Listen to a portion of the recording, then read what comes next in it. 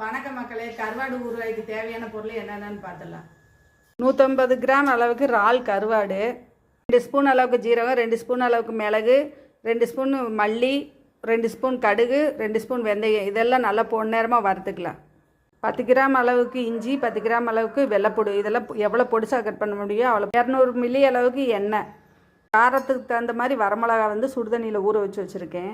எலுமிச்சம் அளவுக்கு புளி எடுத்து அதையும் சுடுதண்ணியில் ஊற வச்சுருக்கேன். எண்ணெய் நல்லா சூடேறின பின்னாடி இஞ்சி வெள்ளைப்பூடெல்லாம் நறுக்கி வச்சுருக்கிறது போட்டு வதக்கலாம். அதோட வரமிளகாய் போட்டுக்கலாம். நல்லா வதங்கின பின்னாடி தக்காளி மிளகாயும் அரைச்சி வச்சுருக்க பேஸ்ட்டை ஊற்றிக்கலாம்.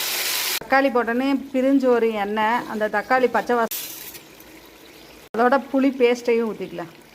இந்த பொடியும் போட்டுக்கலாம். அதில் தேவையான அளவு. கருவாட்டு ஊறுகாய்க்கு மசாலா ரெடி ஆயிடுச்சு. இது பொடி நல்லா டேஸ்டான கருவாடு ஊறுகாய் ரெடி ஆயிடுச்சு. இது நல்லா தயிர் சாப்பாடோட, இட்லி தோசையோட வச்சு சாப்பிட்டா ரொம்ப டேஸ்ட்டாக இருக்கும். இது தேவைப்படுறவங்க மேலே தெரிகிற வாட்ஸ்அப் நம்பருக்கு வாட்ஸ்அப் பண்ணுங்கள்.